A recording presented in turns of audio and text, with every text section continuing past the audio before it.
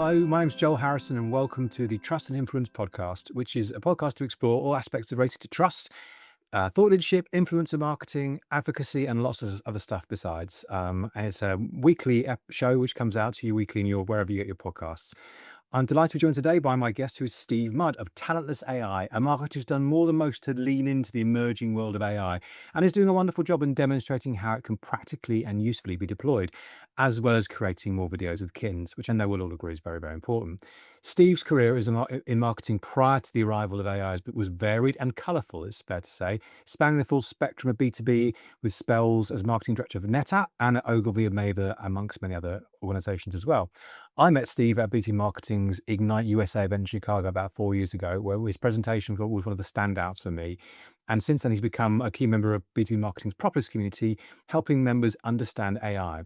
If you're not connected to him already or follow him on LinkedIn, I strongly recommend that you do so, because his posts are surprising, humorous, and sometimes, frankly, unbelievable. Steve, welcome. Thank you, Joel. I'm happy to be here. It's been, the B2B marketing community is so tight knit, and there's only so many people that understand what we do. So I'm happy to be in that conversation. Well, I'm not quite sure I understand what you do, but I'm hoping, but maybe a better place to answer that question about half an hour's time. So it's really exciting. But yeah, it's a lovely community with great people, all sharing similar interests and values. And we were discussing before we went live with the podcast that we're talking about AI. One of the things about AI is the digital twins and avatars. We seem to have twinned ourselves today, so which is good. So who knows? Maybe you won't see as a viewer who's switching, but who we're switching between. But we've definitely got a consistent thing going on with aesthetics.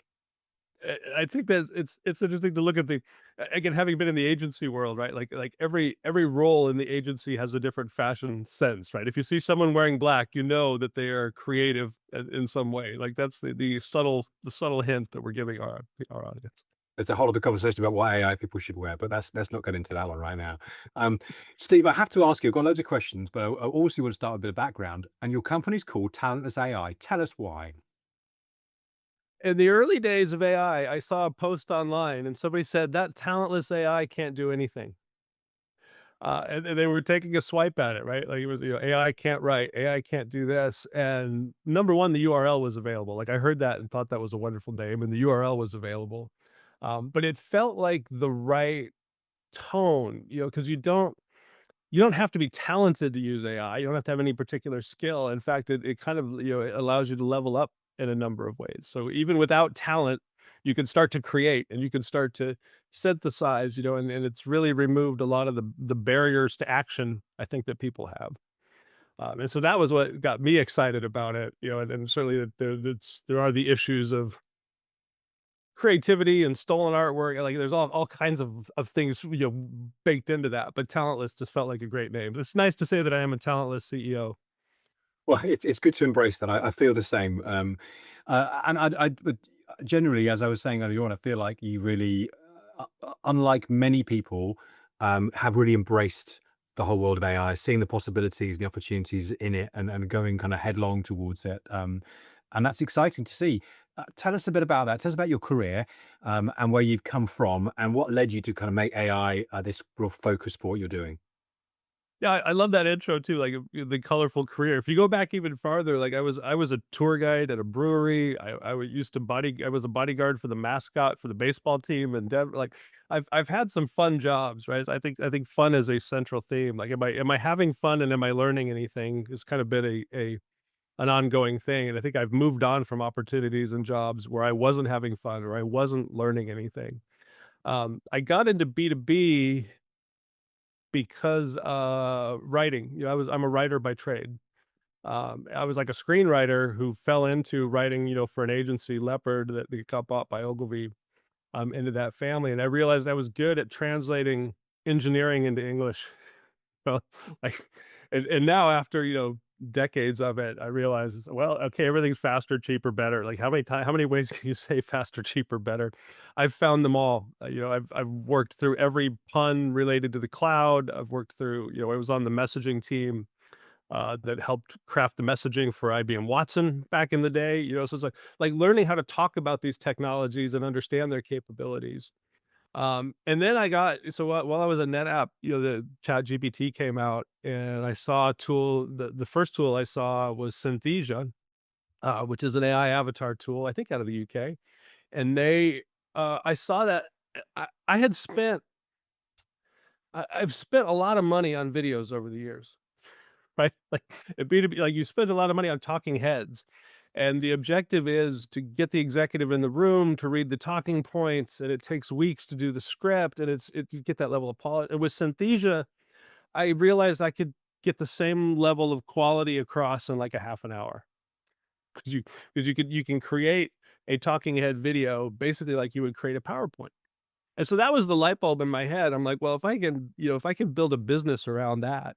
And so it became that was like, that was like the little taste of AI. And so then I started, so I would play with GPT, and then I would play with Claude, and I would start to play with Midjourney, and all of these tools turned me into like a what I call a multimodal creator.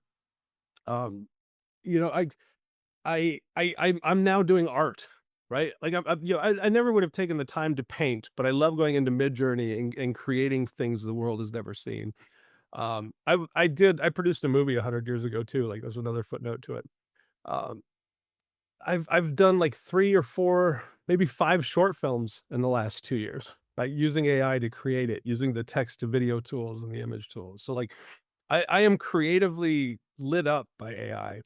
And it's been kind of a fun journey. So that like the company is trying to figure out how do you monetize this craziness, to educate people, but also to like start to build interesting content, which is where like the cats came in. So you're at the maybe not the bleeding edge, but you're willfully playing and experimenting with this and helping marketers who are perhaps a little less comfortable in that space of emerging technology to make sense of it all and to deploy it. Probably more at the creative end than the kind of operational, organizational end of AI. Is that fair?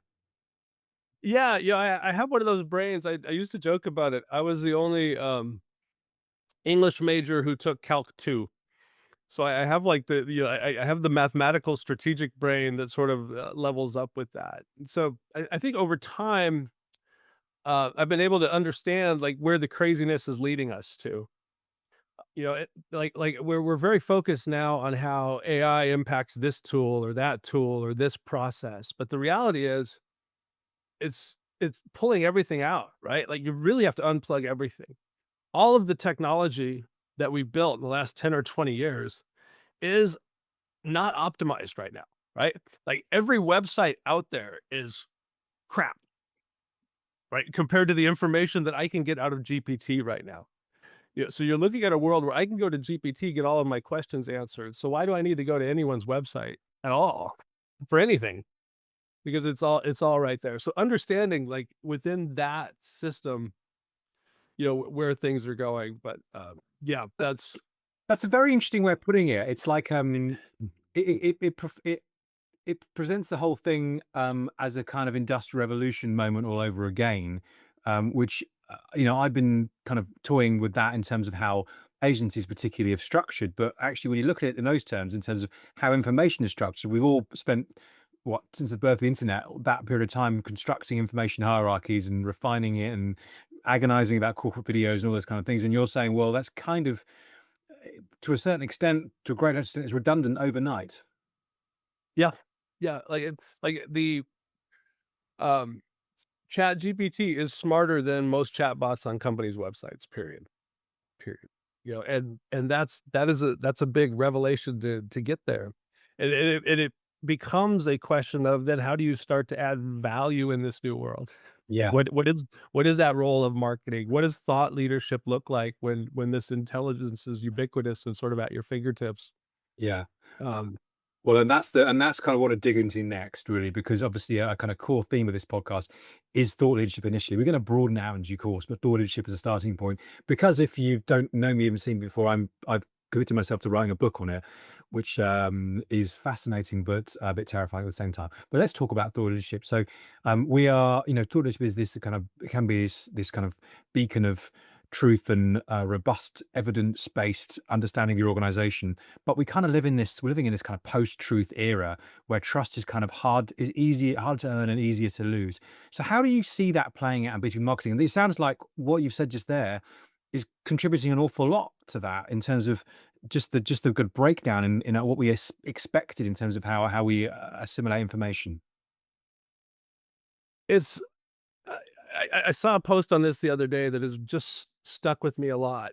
Um, it's thought farming is what's going on right now, and there's this agriculture of thought farming, and you see there are now people like, if everybody optimizes and automates, then no one does.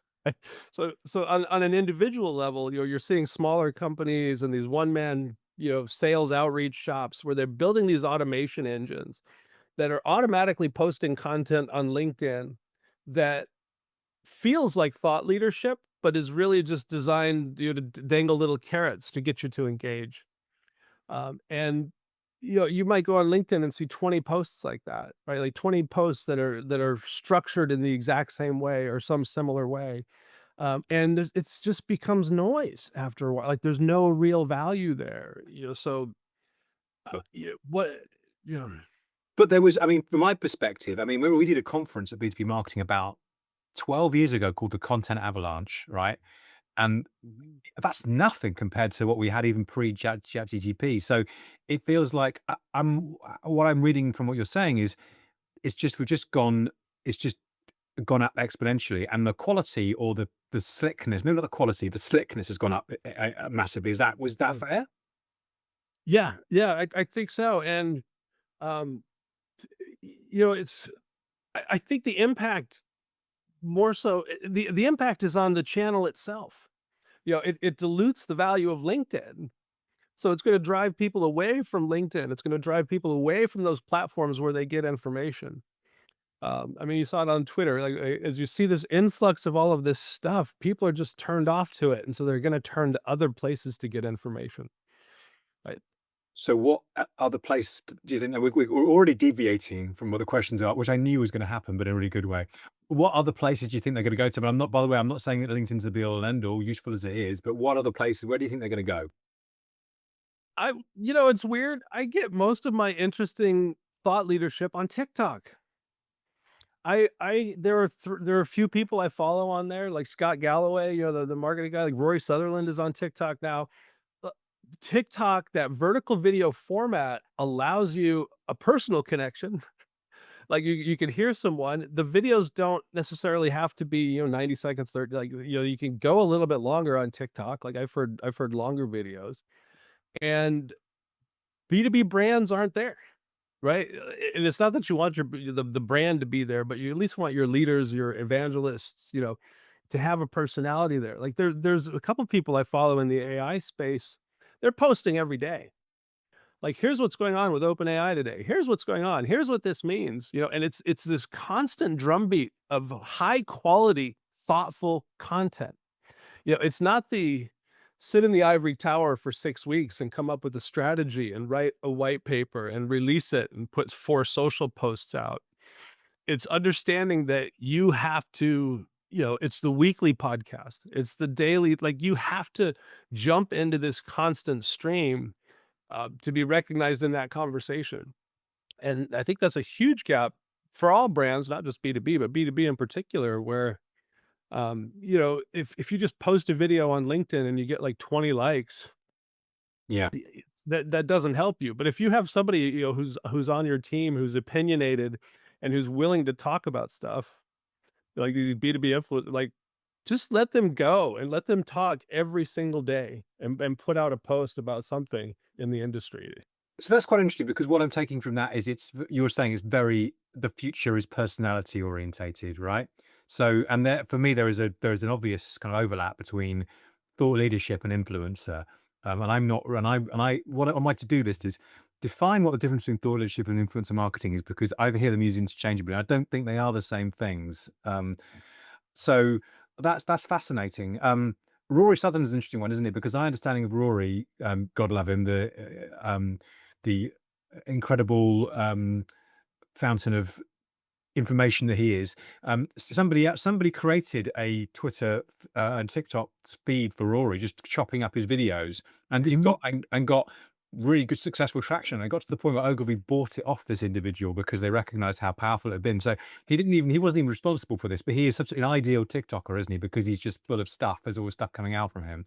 So Well, I mean, so I want to explore both those tangents, those because individuals historically, and I don't know how much you, and I know you're, well, thought leadership seems to have come certainly in professional services in the legal sector. You had kind of like partners and um, lawyers essentially pontificating on important things, writing very long, detailed blogs about latest stuff. And that was the historical roots of it, and that tended to kind of gravitate towards kind of random acts of thought leadership. It wasn't very concerted or considered. It was quite all over the place.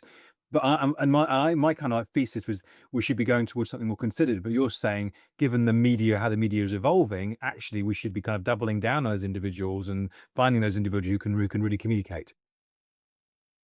I think so, and where AI fits into that too is that there are new ways with synthetic media, right? And I say synthetic media not specific to AI, to the human avatars, right? Like the human avatars are a niche thing right now, but I can create a podcast with synthetic voices, right? Like I could go, like 11 Labs is another company where you can basically create a new voice from scratch. You can use professional voiceover talent. You can clone your own voice, and essentially set that up. So Perplexity, for example, has a daily podcast. So they have this massive information that every day they're synthesizing, putting into script formatting, and releasing as a podcast. So they're participating in the conversation. They're using AI in that way to get that information out. So that's tough. That's a different tact than the personality driven thought leadership, but it's another way to be in that conversation that we're in now at that speed. And I read something on HBR a while back about in consumer land, there are the practice of creating artificial influences is quite well known. It's nothing new in that. I mean, it's not like everywhere, but a lot of people are doing it. And I never heard of it in B2B, but you're kind of saying that this isn't what you're implying is not far off. You could create artificial Steve, and or a version of Steve, or a new. So I'm sorry, that's a bad example because you are a real person. It's about creating somebody completely new, and then have them fronting everything, and then being understood and explicit that this is not a real person, but at the same time, it's a useful conduit for information. Mhm. Yeah, we have seen the technology has crossed the uncanny valley, first of all. Right. Uh, on my TikTok, that again, I'm not trying to grow my TikTok or be like this big thing. I use it for experiments. But so with the avatar technology, there's 2 flavors. One is a high quality video avatar. So I could create a video like in this setting, and I've done that. So I create a video in this setting, and if I do this, my avatar will do this, right?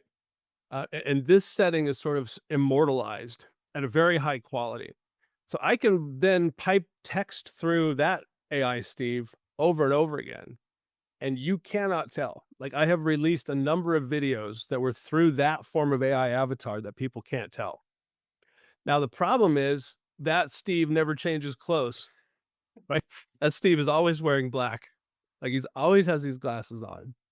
And so the advancements have been around these photo avatars. This is where I've been playing lately, where I've basically they create a 3D model of your head, and then I can prompt AI Steve to be anywhere I want, to wear anything that I want. So that's where I've been having fun, where I was like, I was at the Oscars, I spoke at South by Southwest. I did one today where I was a lawyer, right?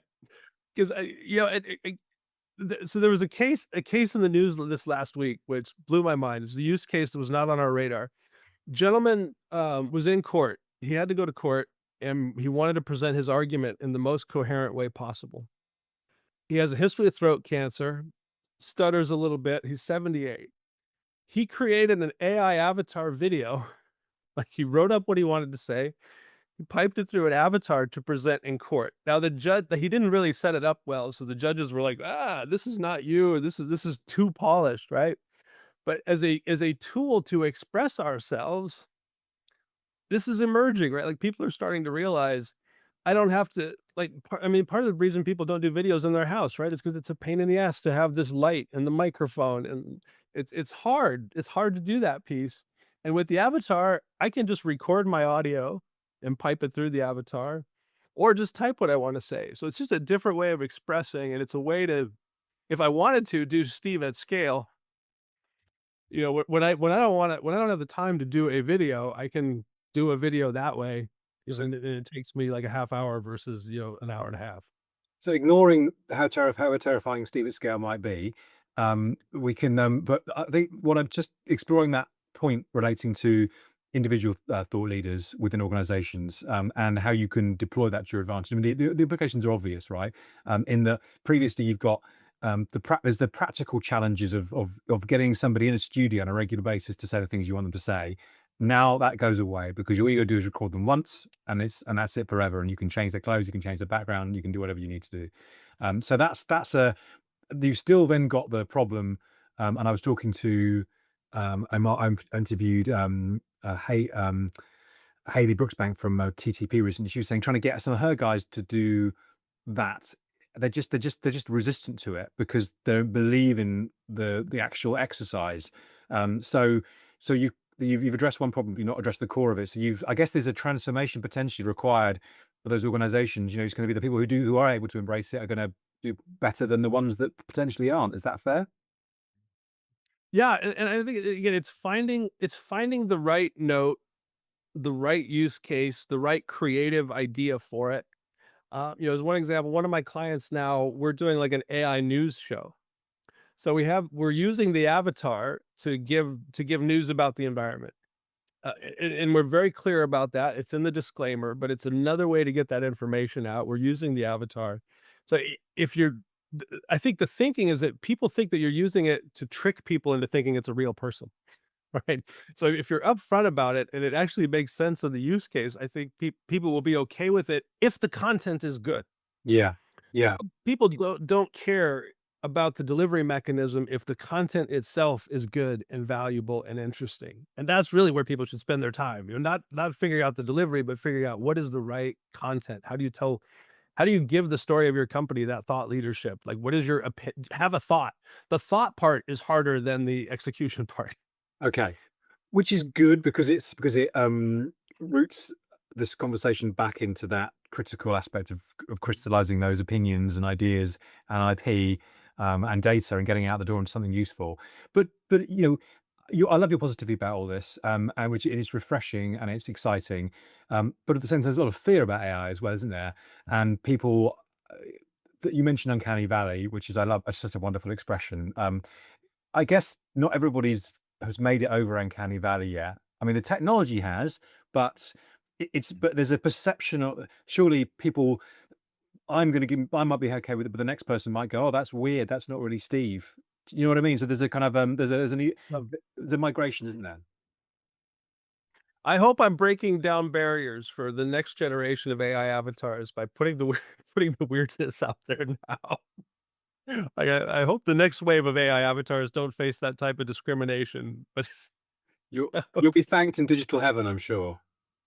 yeah, yeah, in digital.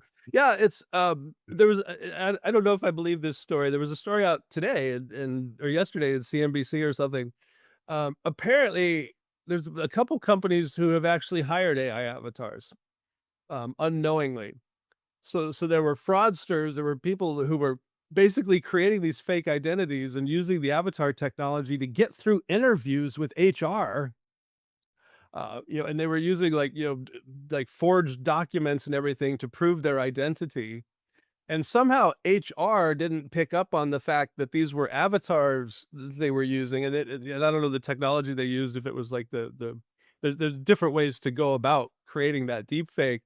But man, if HR can't figure out who's human, Yeah, we're we're screwed, aren't we we? yeah, like, I mean, there's this fear that AI is gonna take your job. You didn't know it was because AI is applying for your job. It has a better resume than you do. Right. That was my biggest fear. Like, there was a there one of the so HeyGen is my favorite platform for these things, and, they have an interactive avatar that you can invite to meetings like this. So I was in a meeting with myself, and the scariest part to me was that AI Steve was smarter than I was. right? AI Steve had Chat GPT to draw on. Um, so that was a scary moment, right? Like you look at that uncanny, like same problem with companies, like Chat GPT is smarter than my website. AI Steve is smarter than me. So how do you layer in that authenticity? How do you add value as a human when AI Steve is so good? Okay, so authenticity is a really key word there. I think, but I do want to come back to one of the things questions I asked what seems like an age ago. Um, I do think we're living in this post-truth world. And trust is an issue. Is AI going to make people trust less or trust more? Or the journalist's favorite answer, does it depend? I think the forces of misinformation are strong, whether that's coming from malicious foreign actors or companies that are flooding the market. Yeah, I mean, you can't. This is not a new. This is not an AI problem. This is a platform problem. Like the bots have been around forever. I mean, evidence in the US with like Russian bots, and I've seen these accounts on TikTok where you could tell from the username and the type of content, like the type of content they're putting out.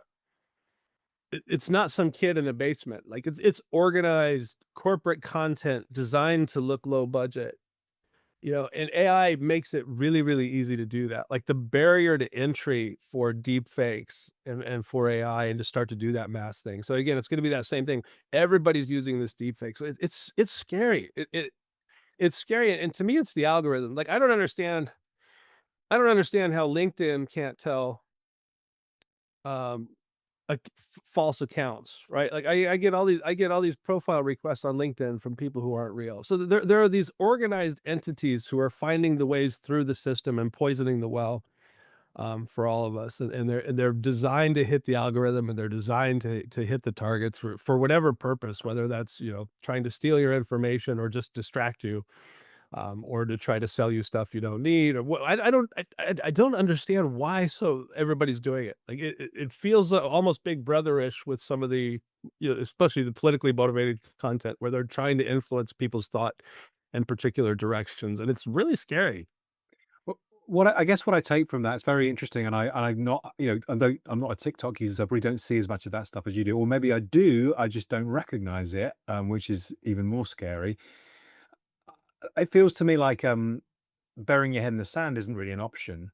The world is changing around us in a way, in ways that we can't even comprehend, and you've got to be on board because otherwise you're going to get left behind, and people are going to be out competing you, out maneuvering you, whether it's reasonable, legal um, uh, competition or it's nefarious actors. We're all got to get on the train. Yeah, and I think I heard a story in Finland, maybe Finland, where they were doing like media education when like for kids at like high school to start to understand the source of information, to be critical about that source of information, right? So if I see and I do see some content, like I've seen some brands on TikTok, like PwC was I saw I know what to expect from PwC. I know I can trust that content from PwC. I know I can trust content that's coming from Moody's. But I only know that because I know who Moody's is, right? Like I had to learn who the brand is, to have that faith in it. And so now you have, these low budget media organizations or some guy in a basement. Like there's a guy on TikTok, Aaron Parnas is his name. Probably everybody on TikTok with a particular political persuasion is getting their political news from Aaron Parnas. And he's this guy in a basement, right? He's just reading other like he's not coming up, he's not researching or reporting. He's just like reading news from other places. And that's I trust him because over time, like you have to build up trust either through your brand or through your personality. And I think that's what that I guess that's my interesting insight of the moment. Like, I hadn't even thought about that, but um, you can only build up trust by being consistent with content over time. Yeah, You it's can't just do a thought leadership campaign and leave it. You have to now be in this game of constantly putting things out. but so that's the kind of influencer piece. But there's the thought leader pieces, and there's a there is, for me, the difference is, well, there are lots of differences. One, but the key one being around depth of knowledge, robustness of argument, depth of insight, and a consistent idea, and so I mean, are you saying there's no room for both of those things? It's all just about the individual just doing keep going, keep going, keep going, or is there room for that other stuff at the same time? There's room for the other stuff, and this has been as a personal creator and even as a creator for brands. Um, Thomas Friedman, the columnist from New York Times, I saw him speak about this. He's like, you have to start with a point of view on the world. And in the work I've done with clients, the work we did at Ogilvy, at Leopard, this has been fundamental to my career, is you have to start with having a point of view about the world, and an opinion about how things work and what you're aspiring to. Like, it's just branding 101. Like, you have to have your mission, vision, whatever you want to call it, whatever marketing buzzword, but you have to have an opinion. And that opinion has to be reflected in the content that you create, whether that's daily or somewhere else. So I think it does start with that upfront thing, but that upfront structure has to formulate what goes on. So even for my content, I was all over the map. I still am all over the map. I know, go figure. But, it starts from, I've done this exercise for myself. I'm like, what do I believe about the world? Where is it going? How can I reinforce that? So I'm constantly looking for those items that reinforce my worldview that I can echo, or for things that challenge my worldview that I can weigh in on. And I think a lot of brands may do the one, they may act, but they don't react. So you also have to react to the things that challenge your brand's worldview, in my opinion, right? Like, you have to be in the conversation, whether whether it's relevant or not. I'm a journalist, and that says editorializing to me. That's about, as any good media organization would or would have, certainly in the past, you're involved in the dialogue, as you said. This stuff happens, and you respond to it. You provide your perspective. Sometimes you argue, sometimes you don't. But this is becoming a more personal version of that. Yeah, more personal and company version. I mean, I mean, the knock on media, the traditional media, has been that it's biased, right? Like, CNN is biased, Fox News is biased. Yes. So if you can't trust the neutral sources to be unbiased, then you have to be your own source of news, Yeah, and that news presumably will be biased in your favor. which a lot of people are doing. Yeah. Yeah, if you're an oil company, you're gonna put out pro-oil news, right? Like, we expect that. Yeah, yeah. You know It would be surprising if they said, let's stop selling gasoline tomorrow. That would be very strange. Yeah, Um, yeah. you used a very interesting word just now, which is authenticity. And I love that your conjecture, your suggestion that you're having some creators who are corporates are actually trying to make their blogs look, or their content look, less polished to make it look authentic. So we're almost in this kind of anti, I don't know, anti-corporate world, I suppose, where people are trying to break down those boundaries and make it look accessible. Is that really a thing? Are people doing that? Yes. Yes, I've seen that, people putting it like, it comes down to something can be real and inauthentic. I don't know why I use air quotes. Something can be real Yeah. and can also be inauthentic. And the example I use constantly are stock photos, right? Like, we we've all seen, the Asian woman with an iPad has appeared, I think, in every company's ads for like 30 years. There's been Asian woman with an iPad, and they're like, "Oh, that is not authentic at all," right? It's just cheesy and it's fake, right? Smiling people on a whiteboard. Like, we've seen, like, those images are so inauthentic, but they're real. Right? So you can use AI to create images like that are inauthentic, or you can use AI to create images that are maybe more impactful and are more emotional and speak to what it is that makes us human, And so that's where I get back to, like, with the avatars and things, they may not be real, but if you tell the right story, they'll come across as authentic. Like, I feel like my AI avatar is a little more authentic, even though it's not real, even though it may not always cross the uncanny valley. It's become part of my brand. And that's fascinating. Is the converse of that the push towards polished content because you can with through whatever means of whatever AI resources you're using, means that perhaps content that's a bit rough around the edges, that's not polished and corporate, stands out, and therefore there's a kind of a DIY aesthetic. Is there any truth in that? I mean, this was my talk track in Chicago, right? Like creativity in B2B is at a premium. There is a constant stream of banality that I think is driven by version 17 syndrome, right? Where you create something, an executive reviews it, somebody else reviews it, somebody else reviews it, somebody else reviews it, somebody else reviews it. And any creative spark is just sort of washed out. Yeah. And so um, that speed of iteration, like, the people worry so much. I see the amount of, it's not even the cost of the videos per se, it's the time that the organization spends to create a video and review it and re-review it and review the updates. This is the inefficiency of marketing we don't talk about. Like the people who are in the chain who are only adding value by reviewing. And they're not necessarily making it better or more creative. Where if the reality was, in the time that it took you to create those 17 versions, you could have put 17 pieces of content out in the market that were close enough to be in the conversation. Like, you're not improving. I've never seen anything improve enough from version 1 to version 17 that it moved the needle. It's your kind of ethos of creative freedom is compelling. I guess some people are quite uncomfortable, but it does remind me it's like the brand police that we used to talk about maybe 15 years ago. I know they've necessarily gone away, but they've probably been kind of pushed down a little bit, and there's a bit more freedom.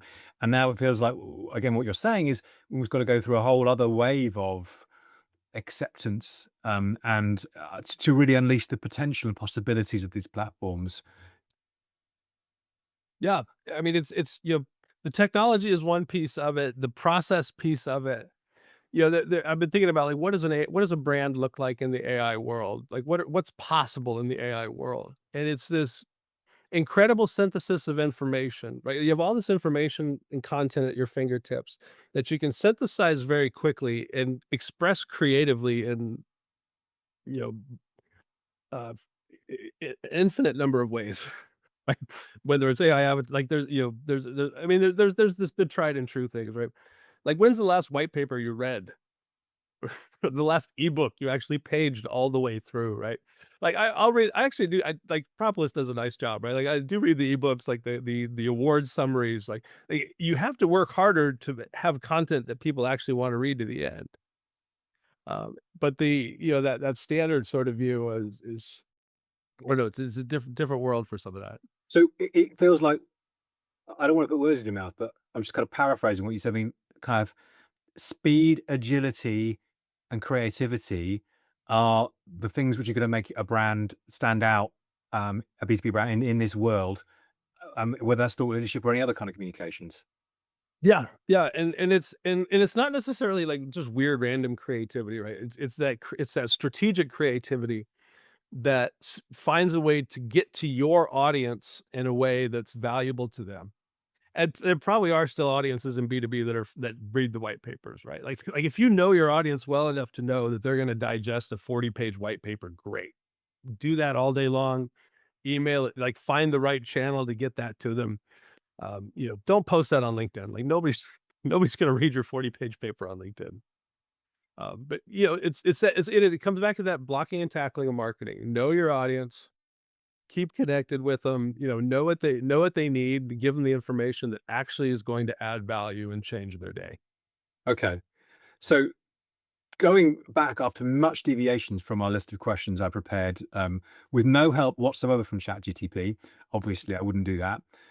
What do you think, what skills or strategies or attributes do you think marketing teams or marketing individuals need to succeed in this world? We talked about a few of them earlier on, but what else do they need? Do they just need to be able to be free and to embrace it? It's the I've talked about it, like, it's the rise of the English major, right? Like the years, like, it's the swing back to the generalist, and it's that, like, you cannot replace, there's no substitute for judgment and experience and history and, being able to validate. what is good. So there's kind of these two concurrent skills. First of which being the ability to communicate with language is huge right now.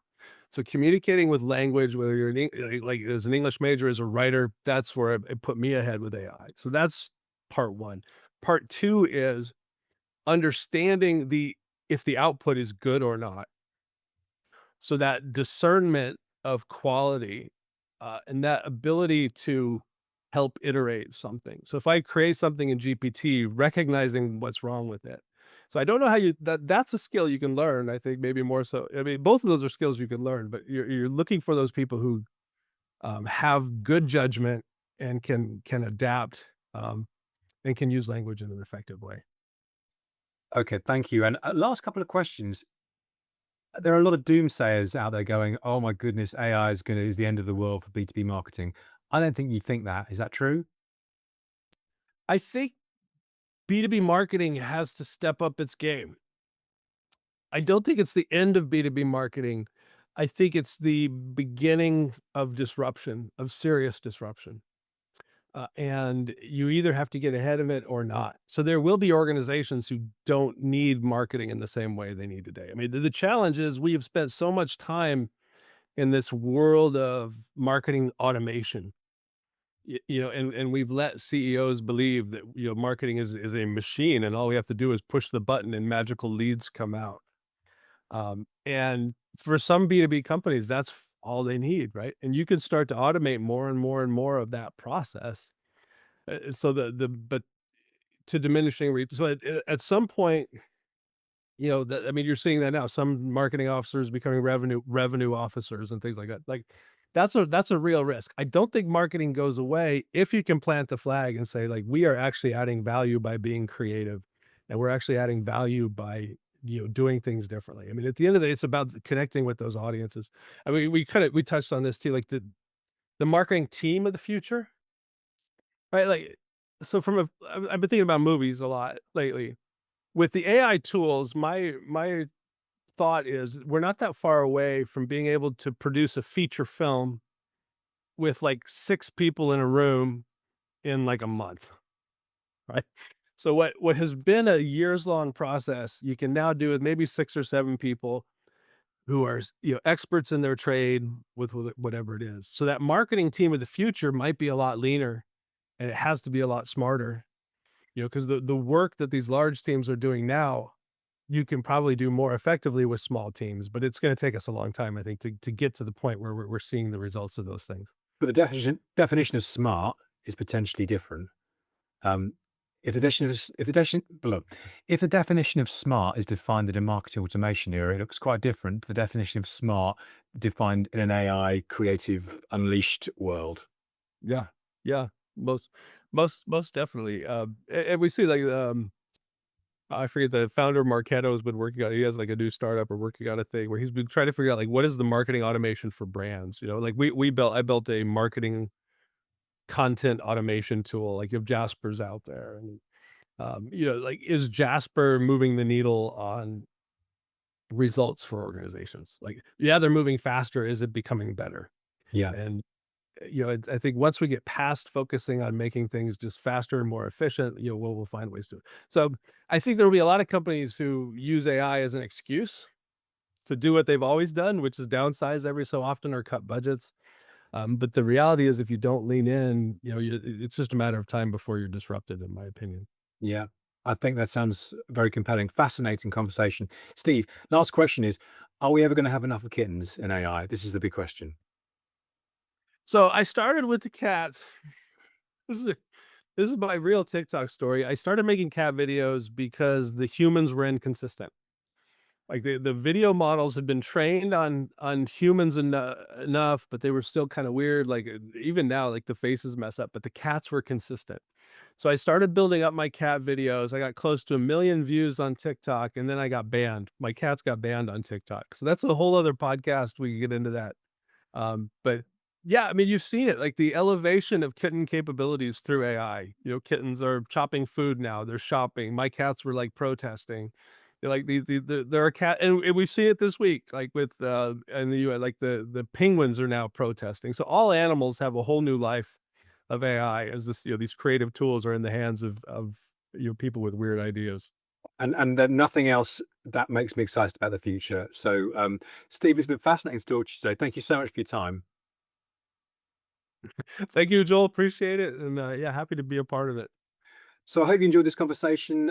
Please, if you've enjoyed it, please don't forget to like and subscribe. There's lots more great content like this. Not quite like this, but lots of other good stuff around the role of thought leadership, influencer marketing, other things relating to trust and influence in B2B marketing. So I've been Joel Harrison. Thanks so much for joining us today, and I hope you have a good rest of the day. Thank you.